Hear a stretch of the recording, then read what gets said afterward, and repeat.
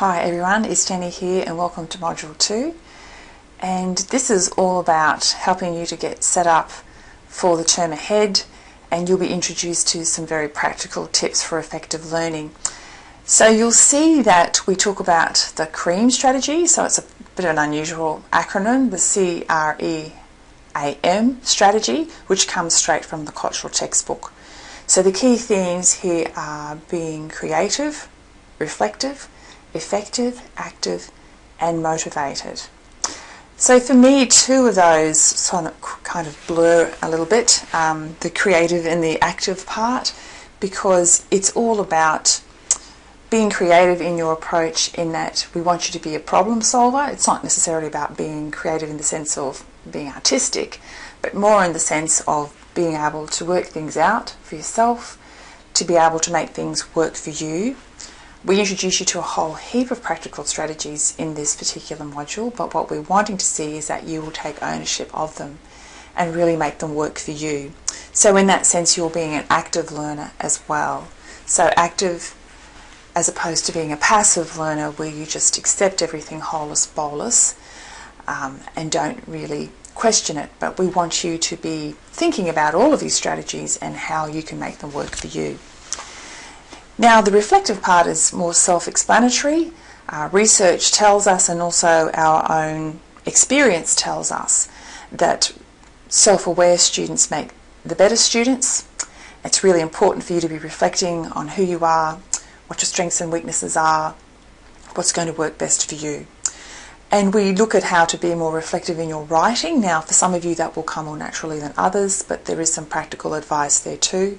And we do encourage you to keep a journal. Some of you might even like to start a blog, but this is something that really works for a lot of students, to document their thoughts and their feelings and their responses to what they're learning, and it helps them to make sense of things and put things in perspective. But there's a certain amount of reflective that you will be doing just through doing the workbook activities in this course. Now, the effective part refers to having good time management skills. And again, a lot of this is common sense, and yet these are really fundamental skills, and they can be the difference between succeeding and not succeeding. So especially if it doesn't come naturally to you, you need to work really hard at putting these strategies in place, and sometimes it's the little things that you do that can actually make a big difference. Now, the other aspect of that effective part is your goal setting, and again, this is really important for keeping your motivation, so that again ties in with being motivated. If you are clear about your goals, then you will have a much better chance of sticking through the hard times, persevering and staying with it. So you can see how there's a lot of crossover with these themes, but they are all very important. And the theory is that if you take the time to really put these strategies into place, to plan a little bit, then it's going to help you be a successful student. So let's just take a quick look at Moodle, and you'll see there that it's all about practical tips for effective learning. Now, we're expecting that you will, for the most part, be working through your study guide, that this will be your starting point for Module 2 as well. But then you'll realise that there are additional resources at Moodle, and there are certain things that you'll have to access from Moodle at one point or another. So the videos are there, and the digital version of that study guide module is up at Moodle as well. Now, these resources will be handy for you. There's reference to the Time Circles handout. It's one of the activities in Module 2, so there's that handout to help you if you don't want to be marking your textbook, which is fair enough.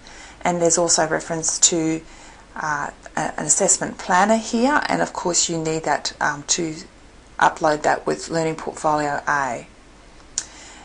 Now, some of these are optional activities, some of these are to supplement the learning that is in your study guide. But for example, if you would like to download a term planner, you might find that really helpful.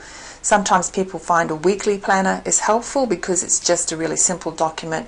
It allows everyone in the household to write down what their commitments are for the week, or maybe it's the one adult who takes responsibility for it, or doesn't have to be, I suppose, but someone in the household who takes responsibility for that and writes down what commitments everybody has for the week, and that can save you a lot of stress when you realise you might have double ups, and certainly it can help you manage your workload as a student. Now there's that assessment planner again, just in case you missed it the first time, because it is part of Learning Portfolio A, so it is important that you do download that document, and hopefully you've seen it before now, but here it is again. And of course we're asking you to put your name there, and also under each of those columns to document what assessment you have due for each of your subjects, and hopefully that will just help you get that big picture perspective of everything that's due for the term. And some of these activities are optional, as I said, and really it's up to you how much you put into this, and certainly the more you put into it, the more you tend to get out of it, but some of these are optional websites and activities. For example, there's an extra time management quiz there if you would like to complete that. The reason that these additional resources and activities are there is because we know from feedback that we've received from students in the past that some students have found these really helpful. And then of course there's the usual discussion forum there. The goal setting strategies and time management tips is the topic for this week, so please share your thoughts and you might get some really good ideas from others as well. There's also a link there to the Hero's Journey discussion. Now that refers to media presentation up here. Whoops, there it is under useful websites. Now this has been created by Trixie James, who is a lecturer on the Bundaberg campus, and basically this is her story. This tells you how she came to be a teacher, and she uses the analogy of the hero's journey, which is a narrative that you often see in films and in stories.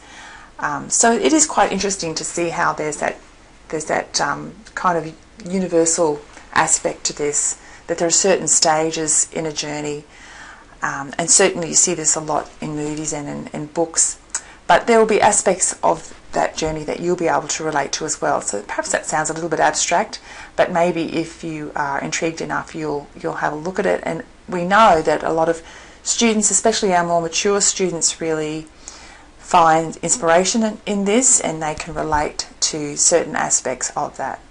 So please check that out, and if you would like to make some comment about that, there is a discussion forum for that purpose. And then of course we keep going on about the Learning Portfolio activities, so you will be building Learning Portfolio A at the end of each module. When you've completed all the readings and activities, then you will be responding to those summary questions which are part of Learning Portfolio A. The details for that are at the assessment block, and there's also a video here with some tips on how to get started with that. And then as usual there's the checklist which you can download and tick off all those tasks to make sure that you are keeping up and you have done everything that you were supposed to do for this week. So look, that's it in a nutshell. Basically we're hoping that if you take the time to really take stock, do a little bit of planning, put some really positive strategies and get some really positive habits into your daily lives, then it's really going to help you. And a lot of these strategies can help you in your personal life as well, it needs to be said. So that's it from me for now, but all the very best with Module 2.